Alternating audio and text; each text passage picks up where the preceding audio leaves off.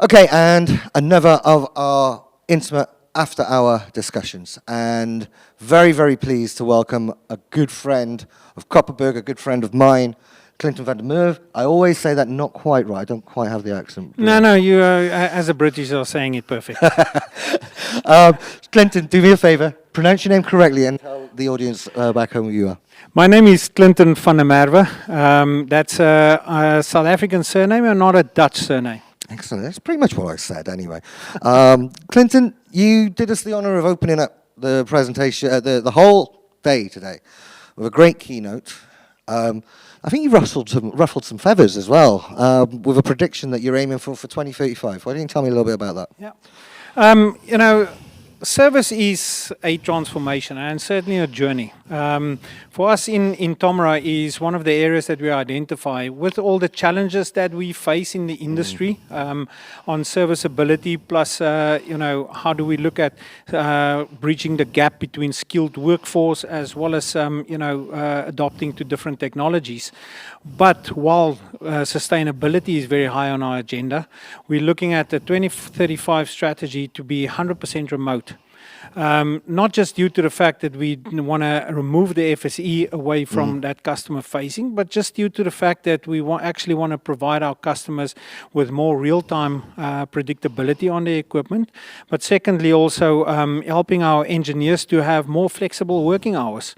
And I think that's really something important for us and something we want to drive for the future. Well, it's interesting because there is a challenge. Globally, everywhere I'm speaking, every company I speak to across the world, and this has been there for a long time, we're running out of techs. We need to, towards the end today in the panel conversation, we're touching on this again, we need to start rethinking.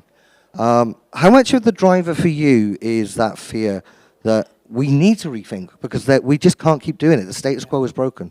Absolutely, and I think this is, for every service business today, is two things. How do we drive diversity? How do we attract new talent? And we as an organization need to adapt. It's not the new recruits or new people coming through university that's going to adapt to the ways that we do service, but it's certainly something that we as organizations need to adapt. And how best we're going to adapt to it, that will be seen. But, keeping the customer focus in mind and also helping our customers to breach their challenges of getting skills as well as attracting workforce to their organizations is certainly something that we want to embark on that journey. And one last question, because I know that we've had a great day. It's been a long day. I've got to drive through. There's a bar open. I'm sure you've earned a beer by now. One quick last question, and you touched on this in the presentation. I think it's a very important one for the people at home. Because you're not alone in this, and whether it's 100% remote or whether it's 80%, 50%, whatever it is, we're all making that change. How did you approach this in terms of your planning? Is it process first, technology first? Are they moving in parallel? I always say there's three pillars in field service: people, process, and technology. How are you moving those dials bit by bit? I think it's a mix of all. I think, first of all, you need to make sure that you know what the customer wants. Yeah. You need to address the customer needs. And once you have that in place is really then looking at how you build your strategy. Creating your mission and vision for yourself, for your organization, that you want to achieve that over a period of time. And this is something we have done. Yes, technology is going to be an enabler.